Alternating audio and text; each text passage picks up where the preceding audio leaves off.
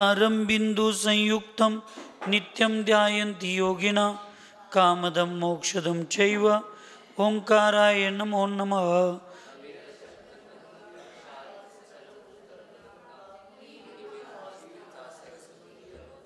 अज्ञानतिमिरान्ध्यानां ज्ञानाञ्जनशलाकया चक्षुरुन्मीलितं येन तस्मै श्रीगुरुवे नमः। परम्पराचार्य गुरुभ्यो नमः। सकलकलुषविध्वंसकं श्रेयसां परिवर्धकं धर्मसंबंधकं भविजीवमना प्रतिबोधकारकमिदं शास्त्रं श्री कर्णान्विक दीपक नाम देशस्य मूलाचार प्रदीप नाम देशस्य अस्य मूल ग्रंथकर्तार श्री सर्वज्ञ देवा सदुत्तर ग्रंथकर्तार श्री गंधर्देवा प्रतिगंधर्देवा तेषाम् उच्चानुसार मासाद्य नेमिचंद्र आचार्येण विरचितं सकलकीर्ति आचार्येण विरचितं इदं शास्त्रं श्रोतार सावधानतया शृण्वन्तु। मंगलं भगवान् वीरो थौमिगनी मंगलं कुंदकुंदाद्यो जैनधर्मोऽस्तु मंगलं सर्वमंगलमांगल्यं सर्वकल्याणकारकं प्रदानं सर्वधर्माणां जैनं जयतु शासनं वंदे विद्यासागरं वंदे सन्मति।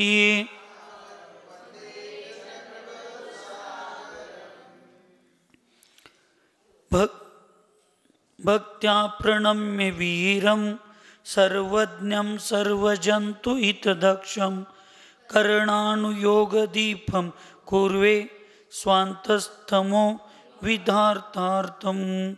पंच परमेष्टि भगवान की, अहिंसामय विश्व धर्म की, सिद्धांत शास्त्र की, परम पूज्य आचार्य नेमिचंद्र महाराज की, चारित्र चक्रवर्ती प्रथमाचार्य शांति सागर जी महाराज की, संत शिरोमणि आचार्य गुरुवर विद्यासागर जी महाराज की, 3 कम 9 करोड़ महामणि राजों की, आज के आनंद की, शांत मूर्ति वत्सलत नगर आचार्य गुरुवर सन्मति सागर जी महाराज की, 3 कम 9 करोड़ महामणि राजों की, आज के आनंद की,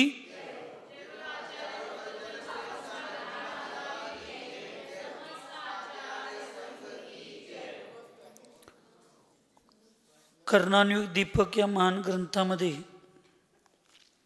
पूर्वचर्चेमध्ये जे बादर निगुदे जीव असतात ते जीव पृथ्वी जल अग्नी आणि वायू या 4 स्थावरांच्या मध्ये, आहारक शरीरामध्ये, देवनारकींच्या शरीरामध्ये, केवली भगवंतांच्या शरीरामध्ये असं 8 ठिकाणी 8 स्थानावर बादर निगुद्या जीवांचा अस्तित्व असत नाही अशी चर्चा झाली।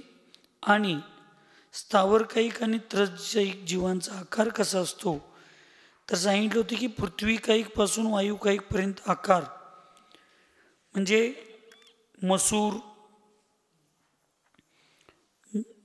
जलबिंदूसारखं, म्हणजे चक्षुइंद्रिय पहिला घेतले तिथं वाचताना म्हणून चक्षुइंद्रियाचं मसुरासारखं, परत जलकायिकचं जलच्या बिंदूसारखं, अग्निकायिकचं सुईच्या समोर टोकासारखं आणि वायुकायिकचं ध्वजांच्या समूहासारखं अशा पद्धतीची चर्चा या ठिकाणी झाली होती। आणि वनस्पती कायिक आणि त्रसकायिक जीवांचे आकार अनेक प्रकारचे आकार असतात असं चर्चा पूर्वचर्चेत झाली होती।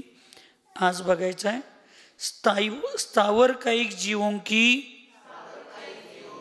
उत्कृष्ट आयु का कितना प्रमाण है। मृदु पृथ्वी कायिक जीवों की उत्कृष्ट आयु 12,000 वर्ष, कठोर पृथ्वी कायिक जीवों की 22,000 वर्ष, जलकायिक जीवों की 7,000 वर्ष, तेजकायिक जीवों की 3 दिन, वातकायिक जीवों की 3 वर्ष और वनस्पति कायिक जीवों की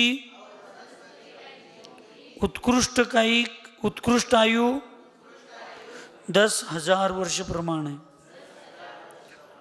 मृदू पृथ्वी म्हणजे जे निभार नसतात, कठोर नाही, अशा मृदू पृथ्वी कायिक जीवांची उत्कृष्ट आयु 12,000 वर्ष आहे. जगन्यांचं अंतर्मूर्तच आहे. हां, बऊ नव मऊ. हां, मला बऊ ऐकू आलं. हां, फुलंदेवी झाल्यात त्यामुळे ते मऊ मऊ. पृथ्वी कायिक जीवांची उत्कृष्ट आयु किती आहे? 12,000 वर्ष. तुमचं आमचं किती आहे? आपण मनुष्य असून 5, 50, 100 वर्ष मिळाले, त्याच्यात पण 100दा मरायचा विचार करतोय. पृथ्वी कायिक जीव काय करत असेल सांगा? 12,000 वर्ष. आणि कठोर पृथ्वी कायिक म्हणजे दगड, हे डोंगर ते नाहीत, यांची किती? 22,000 वर्ष. आम्हाला चालायला येतंय, फिरायला येतंय, बोलायला येतंय, पाहिजे तेव्हा सुनाच्या लाथा खायला येतात, पाहिजे तेव्हा मुलगीच्या शिव्या खायला जायला येतंय. सगळं आम्ही पुणे, मुंबई, दिल्ली, कुठं सगळीकडे फिरतोय. आमच्याकडं अनेक पर्याय आहेत मनोरंजनासाठी किंवा दुःख विसरण्यासाठी. किती पर्याय आहेत? अनेक आहेत. तरीसुद्धा आम्ही एवढी दुःखी आहे. त्या स्थावर कायिक जीवांची काय अवस्था असेल सांगा? 12,000 वर्ष, 22,000 वर्ष पृथ्वी कायिक एका ठिकाणी स्थिर आहे. काय त्याला हलायचं नाही, काही नाही. आमच्या अंगावरनं म्हणजे नुसता पास करून गेलं तर आम्हाला एवढं वाईट वाटतंय. त्या पृथ्वी कायिक जीवाच्या अंगावर लोक किती चालतात, जनावर चालतात, किती पाऊस, किती थंड, किती वारा. काय नाही महाराज, त्यांना मन नाही. मन जरी नसलं तर आत्म्याचे संवेदन आहेत की नाही? काय मन नाही म्हणजे ते दगड आहे, म्हणजे पुद्गल आहे. आत्म्याचे संवेदन नाही, सगळं होते. लक्षात ठेवा, सगळा त्रास होतोय. ह्या सगळ्या जीवांच्याकडे बघितल्यानंतर ना आपण किती सुखी आहे, आपण किती समाधानी आहे, आपण किती पुण्यवान आहे.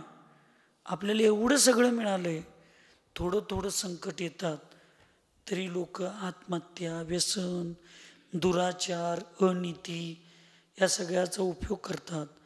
आणि आम्ही त्याच्यामध्ये अनुमोदना देतोय, आम्ही त्याच्यामध्ये जातोय. ह्या जीवांची अवस्था कशी असेल सांगा? कशी जगत असतील? फार विचार करण्याची गोष्ट आहे. आम्ही करतच नाही या गोष्टींचा विचार. आम्हाला थोडं दुःख आलं की आम्ही अस्थिर होतोय. मग कर्म म्हणतंय जा अशा ठिकाणी, किती हलतोस बघूया, किती करतोस बघूया. म्हणून हे कुठं सर्टिफिकेट मिळवायला हे ज्ञान करून घ्यायचं नसतंय. हे ज्ञान स्वतःला सर्टिफाईड करण्यासाठी करायचं असते, स्वतःला सुरक्षित ठेवण्यासाठी, स्वतःच्या आत्म्याचं अस्तित्व सिद्ध करण्यासाठी, स्वतःला स्वतःमध्ये स्वतःची ओळख करण्यासाठी ह्या सगळ्या गोष्टी शिकायच्या असतात. म्हणून पृथ्वी कायिक, मृदू पृथ्वी कायिक जीवांची उत्कृष्ट आयु 12,000 वर्ष आहे. आणि कठोर पृथ्वी कायिक जीवांची आयु उत्कृष्टतेने किती आहे? हे उत्कृष्टतेचं परिमाण आहे. एवढं असतंयच असं ह्याच्यापेक्षा जास्त असणार नाही आणि अंतर्मूर्तापेक्षा कमी असणार नाही. जलकायिक जीवों की 7,000 वर्ष. एखाद्या पाण्यामध्ये एकदा जलकायिक मध्ये आमचा जन्म झाला तर त्याची किती हजार वर्ष? 7,000 वर्ष. असं काही नाही लागतं. पावसातून आपला जन्म होतो, डोंगरावरनं, गटरीत, कोटऱ्यात, वड्यात, नदीत, परत समुद्रात असं एकदा गेलो तर कित्येक वर्ष, 7,000 वर्ष उत्कृष्ट आमचं आयुष्य चालू शकतं. काय करणार पाणी? समुद्रात जाऊन एकदा मिसळलं, काय आहे त्याचं सांगा. आणि एवढं आयुष्य सांगा लागलंय, याचं एक चिंतन आम्ही करायला पाहिजे. म्हणजे बाष्मीभूषण, काय बाष्मीभूषण, काय भुवन, भवन, बाष्मीभवन, हां, त्यानं पाणी म्हणजे वाफ होते आणि ते जाते असं म्हणतात. पण ज्या जीवांना, जलकायिक जीव असे किती आहेत ज्यांना समजा असं 7,000 उत्कृष्ट आयु प्राप्त झालं असेल, तर त्या जलकायिक जीवांचं बाष्पीभवन होऊन त्यांचं अस्तित्व नष्ट होणार आहे? होणार आहे काय? होऊ शकत नाही. लक्षात तुम्ही म्हणणार बाष्पीभवन पण म्हणजे ते पाण्याचीच पर्याय, पण इथून तिथे गेल्यावर पाणी होते, पाण्याच्या रूपातूनच इथनं वरपर्यंत जात नाही, त्यामुळे ती पर्याय चेंजच होत्या. हे का समजून घ्यायचं? ज्यांना मनुष्यगतीमध्ये किंवा पंचेंद्रिय हे सगळं मिळून ज्यांना त्याचं महत्त्व कळलं नाही आणि अज्ञानासारखं आपण वागलो, धर्म करत संसार सुख, धर्म करत निर्माण, निर्वाण, हां, धर्म करत निर्वाण, धर्म पंथ साधे बिना नर त्रियांचे समान. ज्या मनुष्यांना, ज्या देवांना हे पंचेंद्रिय सगळं मनुष्य मिळून त्याची सार्थकता धर्मामध्ये लावण्याची झाली नाही, आपलं जीवन धर्ममय करण्याची भावना झाली नाही, धर्माचं आचरण करण्याची ज्यांची भावना झाली नाही, त्या लोकांना मनुष्य असून सुद्धा त्रियंच्या समान मानलं. मग त्यांची भविष्यातली कशी अशी त्रियंचीच होणार, दुर्गतीचीच होणार. बस्तीकडे यायला वेळ नाही, आहार द्यायला वेळ नाही, भगवंतांचा अभिषेक करायला वेळ नाही, साधूंच्यावर विहार करायला वेळ नाही. जरा संध्याकाळी आमच्याकडे राहू दे, निदान बायका पोरांना जन्माला गाठलाय, बायकांना आणलायचा, त्यांच्यात तर एक 10 मिनटं बसून निदान पारिवारिक तर एक सुख समाधान आनंद घ्या, त्याच्यात आम्हाला वेळ नाही. 2च गोष्टीत वेळ आहे, एक तर रात्रंदिवस राबायचं, नाहीतर एक तर रात्रंदिवस गावाची मापं काढत बसायचं कट्ट्यावर. देव म्हणतोय तुला हेच करायला वेळ आहे ना? आता तुझा जन्म अशा ठिकाणी कर्म करतोय की तुला कोणाची मापं काढायला नाही, येता जाता तुझी मापं जग काढत जाते. आणि किती वर्ष असे एकेंद्रियामध्ये वगैरे जन्म झाला तर पृथ्वी कायिकमध्ये, मृदूमध्ये 12 वर्ष, 12,000 वर्ष, कठोरमध्ये 22,000 वर्ष, जलकायिकमध्ये 7,000 वर्ष, तेजकायिक म्हणजे, अग्निकायिक म्हणजे 3 दिवस. एकट्यांनी मला प्रश्न विचारला, मग 3 रात्र पण घ्यायची? मग आता 3 नुसता दिवस घेतल्यावर मधले 2 रात्र ती कुठं जाणार? 3 दिवस म्हणल्यावर 3 रात्र घ्यायला पाहिजे. एवढ्यासाठी आपल्या धर्मात सांगतात, किती गडबड असू दे, तुमचं काही असू दे, 3 दिवसापर्यंत रक्षा विसर्जन करायचं. का सांगतात?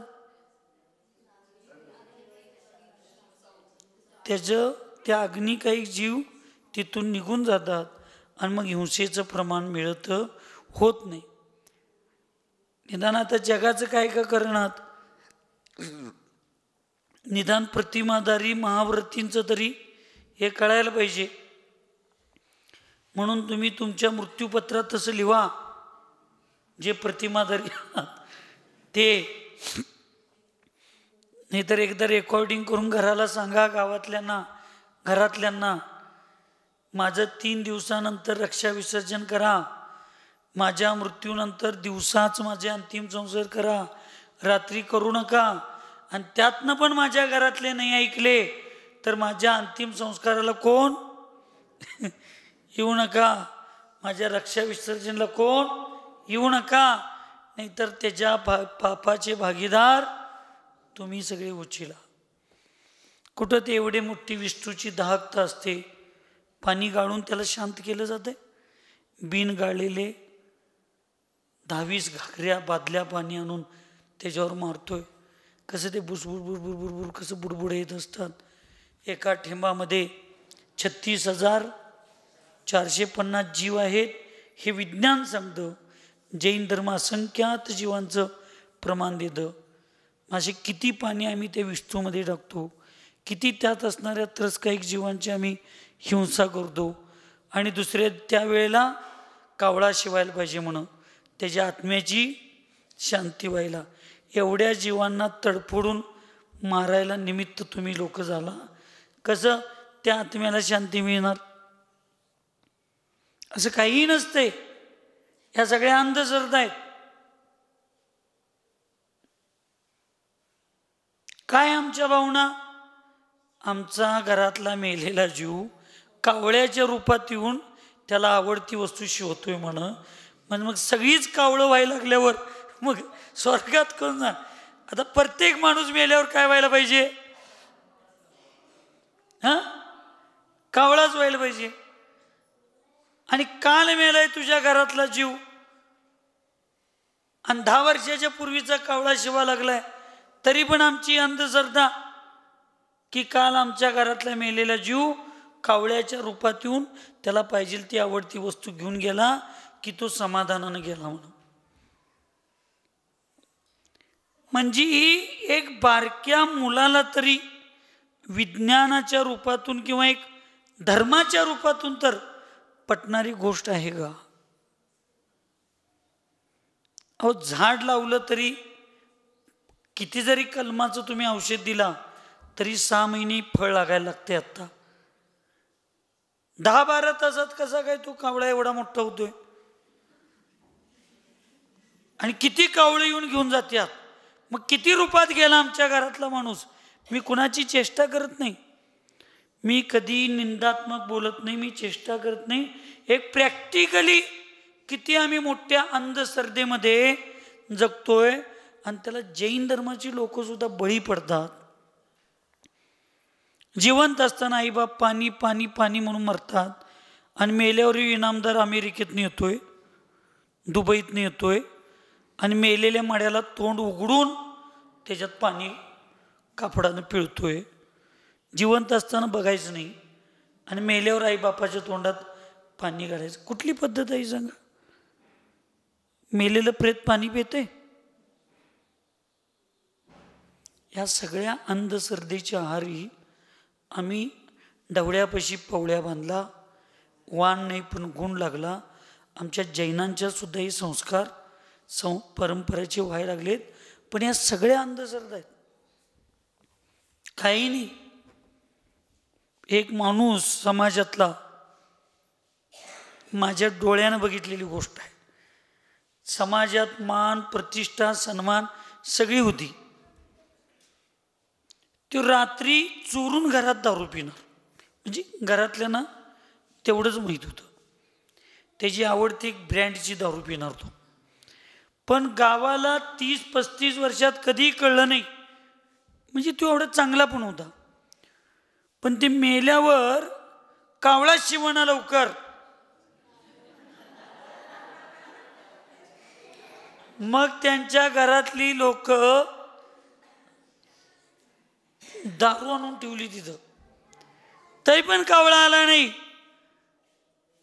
पण तो आयुष्यभर जे गुप्त केलेलं पाप होतं ते मेल्यावर आम्ही प्रकट केलो. लोकांच्या चर्चा चालू, ह्यो पण दारू पित होता. आता मग आमच्यासारख्यांचं काय? ह्यो पण पित होता, मग आमच्यासारख्यांचं काय? मी विनोद करत नाही, मी सत्य घटना सांगायला लागलो. म्हणजे एकच दोष होता त्याच्यात, बाकी सगळं काम त्यानं आयुष्यात समाजात राजकारणात चांगलंच केलं. पण ती गुपित गोष्ट उघड करायची पाळी आम्हाला आली या अंधश्रद्धेच्या निमित्तानं. आणि त्याने मिळवलेल्या सन्मानाला श्रद्धानाला आम्ही लोकांच्यात अश्रद्धा केलो. अशी लोक अज्ञानी आहेत. त्यामुळं 3 दिवस अग्निकायिक जीवाचं अस्तित्व असतेच. उत्कृष्ट आयु 3 दिवसाचे. त्यामुळं 3 दिवसापर्यंत असं. म्हणून जुनी लोक ऐका लागलाय, चुलीवर जी लोक स्वयंपाक करत होती, कोळशाच्या शिगडीवर जी लोक स्वयंपाक करत होती, ती लोक पाणी मारत नव्हती कधी विश्वावर. ते असं ठोकून ठोकून त्याचं कोळसा त्याच्या चुलीत तिथं ठेवणार आणि ते लाकूड नेऊन बैल ठेवणार. ते आपाप 10-20-25 मिनिटांना अर्ध्या तासानं विझणार आणि ते कोळशावर मग ते आमटी हे ते सगळं ठेवणार. त्याला आडूसा करणार. महाराजांना दिसायला पण नको आणि महाराजांना गरम गरम खायला पण मिळालं पाहिजे. ही आमची गुळव्वा. 9ला महाराज माताजी आहारला उठणार. ही सकाळी 7ला येऊन म्हणत्या, महाराजी आत्ता स्वयंपाक करून येऊन मी सिद्धचक्र विधानात बसू. काय सांगायचं आता. थंड थंड सगळं घालतायचा. मग ते शरीराला चांगलं असते. म्हणून जुनी लोक हे गॅस जेव्हा प्रश्न आला की नाही, गॅस बर्शन आणि कुकर, ह्या 2 वस्तू जिथनं आल्या तिथनं तुमचं आणि आमचं शरीर सगळं बाद होत गेलं बघा. कुकर मधला स्वयंपाक तर शरीराला विष सांगितला. त्याच्यात अल्युमिनियमच्या भांड्यातल्या कुकर मधलं तर ते महाविष. आता तुम्ही काय मायाचारी करून घालत असला आम्हाला माहीत नाही, पण आम्ही पहिल्याच सूचना दिल्या.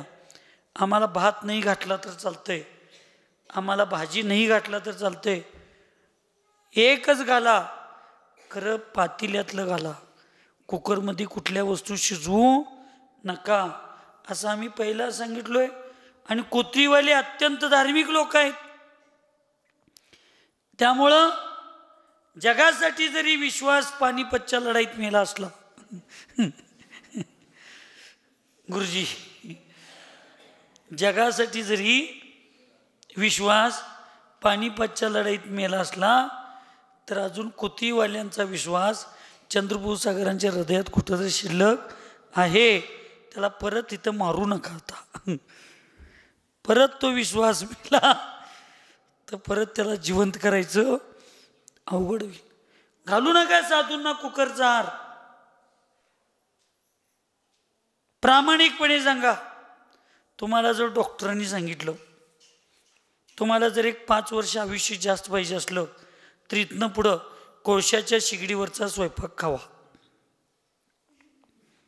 महाराजांचं जाऊ दे, त्यांच्या काय मागं बायका पोरं नाहीत, ते काय 5 वर्ष जगलं काय नाही जगलं काय, त्यांनी गेल्यानं काय तुमच्यावर फरक पण समजा तुम्हालाच डॉक्टरांनी सांगितलं 5 वर्ष तुमचं आयुष्य वाढेल, कोळशाच्या शिगडीवरचा स्वयंपाक तुम्ही खायचा. प्रामाणिकपणे सांगा. बस्तीला न येणाऱ्या तुमच्या आवडत्या नवऱ्याची शपथ सांगा, काय करशील तुम्ही? आणणार नाही कोळशाची शिगडी? मरणार अगोदर म्हणायचं असते. मरणार असतायचं, मरायचं जर एवढी भीती नसती तर सर्दी आल्यावर दोन औषध घेतला नसता. अरे मी काय सांगायला लागलोय, साधूंच्यासाठी राहू दे 2 मिनिटं. साधूंचं 1 दिवसाचा 2 दिवसाचा आहार आहे. तुमच्यासाठी तुम्हाला रोज स्वयंपाक करून खायला पाहिजे. तेव्हा कंटाळा येणार आहे? नाही येत कंटाळा. पण एखादे शिगडीवाले महाराज कोणतर आले, आमच्यात काय चौका नको, आमच्यात काय चौका नको. होतात भाव. आता मी जर नियम घेतलो तर माताजींची समाधी होईपर्यंत मी पण आणि माताजी पण हे सांग नको. हे माझ्यामुळं तुम्हाला कुठं आमच्यात डाग पडल्या चंद्रात तेवढंच पडू देत, तुमच्यात आणि कुठं नावात डाग पडायला नकोत. आम्हाला एक बाद संज्ञा आहे, वांड संज्ञा आहे, हट्टी संज्ञा आहे. आमच्यापुरतं असू दे. तुम्ही तीर्थ उद्धारक आहे, धर्माचं उद्धारक करणार आहे, यांनी श्रुताचं संवर्धन करणार आहेत, त्यांनी चंद्राची कीर्ती पसरवणार आहेत. तुमच्यात आणि कशाला उगाच. मग मला सांगा, जर असं घेतलं तर यान बाबा इथून वसात तंदनवड्याला. पण एक मी तुम्हाला सांगतो, मागे एकदा मी बोललोय, प्रतिमाधाऱ्यांनो, तरण्यांनो, ऐका. चंगुमती, मंगुमती, गीतामती, सीतामती आणि कुठल्या कुठल्या सगळ्या सुमती, कुमती, सगळ्यांना ऐका. 2013ला आचार्यजींना अनेक लोकांचं प्रेशर म्हणा, विनंती म्हणा, निवेदन होतं की आता तुम्ही शिगडीवरचा चुलीवरचा स्वयंपाक बंद करा आणि तुम्ही आता गॅसवरचा स्वयंपाक चालू करा. तुम्हाला न तरुण सुनांना वाटतंय महाराजजी का मालव करतात, महाराजजी का भीमादादांच्या आऊनी काही जरी आणलं तरी घेतात, महाराजजी हे दूध डेअरीवाल्याची आऊ कोणती, ही इथं ते कमलाऊ शी, ह्या अशा एक 7-8 जुन्या बायका होत्या. ह्या महाराज आल्यावर काय यांच्याकडं आहार घेतात, का महाराजांना एवढं माया करतात? त्याचं कारण हे आहे, या सगळ्या 7-8 महिलांनी त्यावेळी आचार्यजींना निवेदन केलं. आचार्यजी अशी चर्चा चालू आहे असं आम्हाला कळलंय, तुम्ही आयुष्यभर कोठीत राहा, आम्ही तुम्हाला चुलीवरचा स्वयंपाक करून घालतो, पण तुम्ही आयुष्यभर तुमच्या गुरूंनी दिलेला धर्मानी नियम शेवटला मोडू नका. तुम्ही कुठेही विहार करा, आम्ही कोठीतल्या सगळ्या 10-12 जुन्या बायका दोघी 8-8 दिवस येऊन तुमच्यापाशी राहतो, तुमची सगळी सेवा करतो, पण तुम्ही तो नियम मोडू नका. अशा तुमच्यातल्या जुन्या बायका. हवं का, मी महाराज असून माझ्यात एक दुर्गुण आहे, त्यामुळे जुन्या लोकांना वाटतात, किटकिट करतात, कटकट करतात, वटवट करतात, दुसऱ्यांना पुढं करून देत नाहीत, हे तुम्हाला सगळ्यांना वाटत असेल. पण प्रत्येक जुन्या माणसांच्यात एक चांगला गुण असतो. म्हणून ज्या घरात लहान मुलं नसतात त्या घरात वातावरण कधी आनंदी असत नाही, आणि ज्या घरात म्हाताऱ्या माणसांना आदर नसतो त्या घरातली शिस्त आणि अनुशासन कधी सुरक्षित राहत नाही. लक्षात. मग घर आनंदी राहायचं असेल तर संपत्ती नसली तर चालेल, पण त्या घरात एक लहान बाळ पाहिजे. आणि घर जर सुरक्षित ठेवायचं असेल तर संपत्ती नसली तर चालेल, पण एक घरात म्हातारा माणूस पाहिजे. ही नियतीचा नियम आहे. तुमच्यातल्या जुन्या आज्यांनी नाही म्हणले चालणार, आम्ही करून घालतो, पण तुम्ही आचार्यशी नियम मोडू नका. ही धर्माची परंपरा तुम्हाला आता नवीन सगळ्या प्रतिमाधारी आणि धार्मिक सुनांना, मंदिरात येणाऱ्यांना सुरक्षित ठेवली पाहिजे. की आम्हाला किती त्रास होऊ दे, पण जेवढं त्रास होतंय ना तेवढ्या कर्माची निर्जरा जास्त आणि 700 पुण्याचा बंध सुद्धा जास्त होतो. म्हणून मी त्यांना गोल्डन गँग म्हणतोय, सोन्याची गँग. तुम्हाला वाटते मी त्यांची चेष्टा करतोय म्हातारे आहेत म्हणून, त्यांचं चेष्टा करून काय मी म्हातारा होणार नाही? माझी कोण मग म्हातारपणात चेष्टा करणार नाहीत? पण त्या लोकांनी आचार्यजींच्या बरोबर, आचार्यजींची समाधी तुमच्याच गावात झाली, त्यांचं वचन पाळले की तुमच्या शेवटच्या श्वासापर्यंत आम्ही करून घालतो. आचार्यजी म्हणले कोथीवाल्यानं तुम्हाला पण त्रास नको आणि आमच्या लोकांना पण विकल्प नको, मीच निघून जातो म्हटले. आणि ते गेले. त्यांच्या चुलीच्या स्वयंपाकामुळं आम्हाला शिष्यांना त्रास नको. आमच्या शिष्यांच्या 4 भक्तांनी आमच्या पुढं चुलीच्या स्वयंपाकाचं गारानं मांडलं. आमच्या शिष्यांना गुरूंच्या नियमापेक्षा भक्तांच्या कष्टाची काळजी वाटली आणि आम्ही आमच्या गुरूंना असं करू नका म्हणलो. पण कोथीवाल्या महिलांनी आचार्यांना शेवटपर्यंत त्यांच्या नियमात दोष लावून दिला नाही. म्हणून कोथीवर माझं प्रेम आहे. म्हणून तुम्ही मला कितीही काही म्हणा, चांगलं म्हणा, वाईट म्हणा, कोथीवाले काही म्हणू दे चंद्रपूर सागर महाराजांना, कोथीचे उपकार आमच्यावर आहेत, आमच्या संघावर आहेत, आमच्या गुरूंच्यावर आहेत. त्यामुळं कोथीला आम्ही विसरू शकत नाही. तुम्ही नको म्हणला तरी आम्ही येणार, कारण गुरूंची समाधी आहे. तुम्ही नको म्हणला तरी येणार, कारण दादांचं जन्मगाव आहे. तुम्ही नको म्हणला तरी येणार, कारण शेवटचा 16-17 जणांचा चातुर्मास करायचं धाडस तुम्ही केला आणि तुम्ही ते धाडस केला म्हणून गुरूंचे 4 महिने शेवटचे सानिध्य आमच्यासारख्या पापी लोकांना मिळालं. आम्ही जर 10, 50, 100, 200 किलोमीटर लांब असतो तर निदान त्यांना अग्नी द्यायची तर आम्हाला आमच्या नशिबात राहिलं असतं काय? हे उपकार आहेत कोथीवाल्यांचे तुमचे आमच्यावर. त्यामुळं तुम्ही चांगलं म्हणा, वाईट म्हणा, काहीही म्हणा, आम्हाला कोथीवाल्यांचे हे आमचे शेवटचे 4 महिने आचार्यांचं सान्निध्य तुमच्यामुळं आम्हाला मिळालं. गुरूंच्या मुखातून आम्हाला भगवती आराधना ऐकायला मिळाली. गुरूंच्या शेवटचा उपदेश त्यांच्या पादमूलात बसून ऐकायला मिळाला.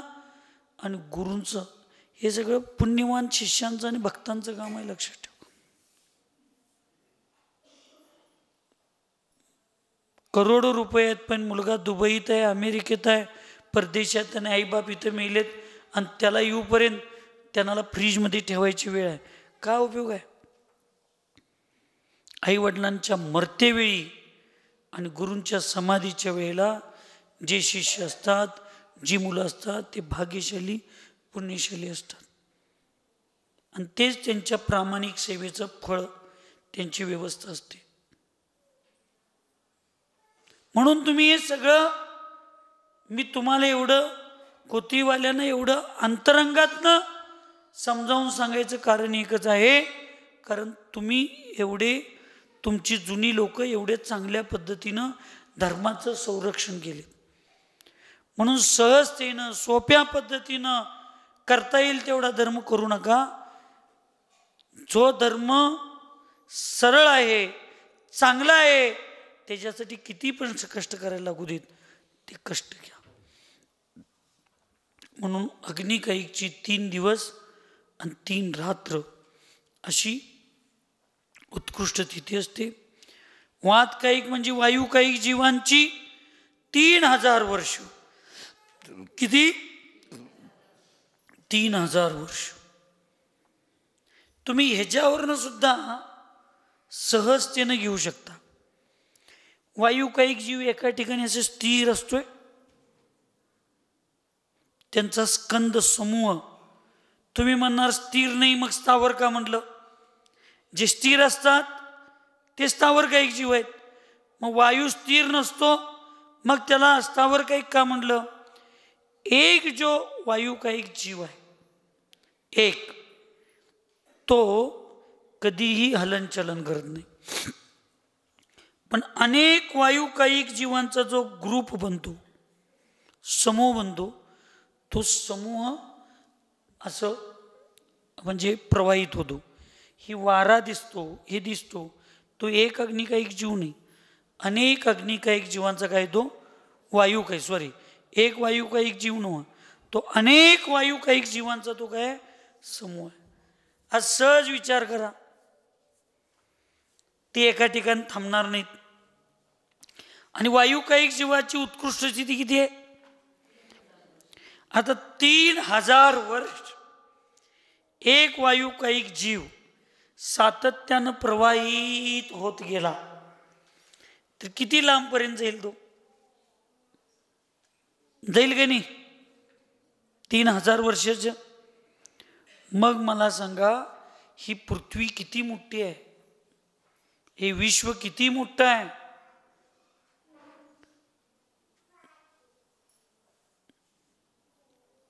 आणि आम्ही कुठं आहे आणि आम्हाला हे का कळना.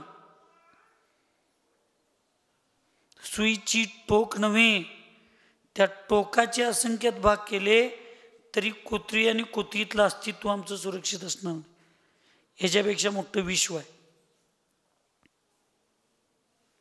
म्हणून थोडं मनुष्य जन्म, एवढी चांगली भारतासारखी संस्कृती, चांगला धर्म, चांगले अवयव, चांगल्या सगळ्या परिस्थिती, सगळं आपल्याला सगळ्यांना मिळाले.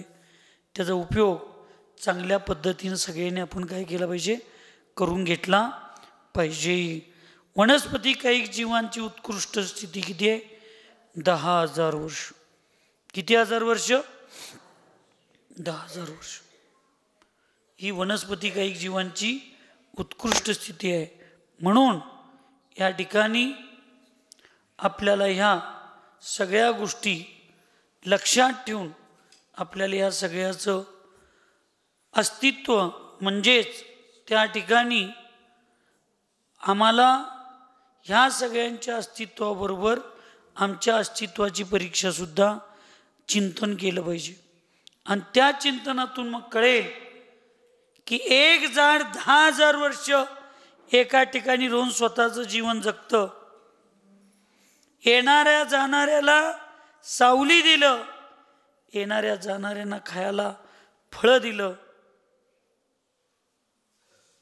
तरी ते झाड समाधानानं हलतंय, डुलतंय, वारा देतंय. आम्ही पंचेंद्रिय असून सुद्धा आमची अवस्था अशी का. ह्या सगळ्या गोष्टींचं चिंतन करणं म्हणजेच धर्माचं अस्तित्व समजावून घेणं आणि स्वतःचं अस्तित्व स्वीकारल्यासारखं आहे. सुखी रहे सब जीव जगत में, कोई कभी न घबरावे, वैर पाप अभिमान छोड़ जग, नित्य नए मंगल गावे. ओम नमः. सबको क्षमा, सबसे क्षमा.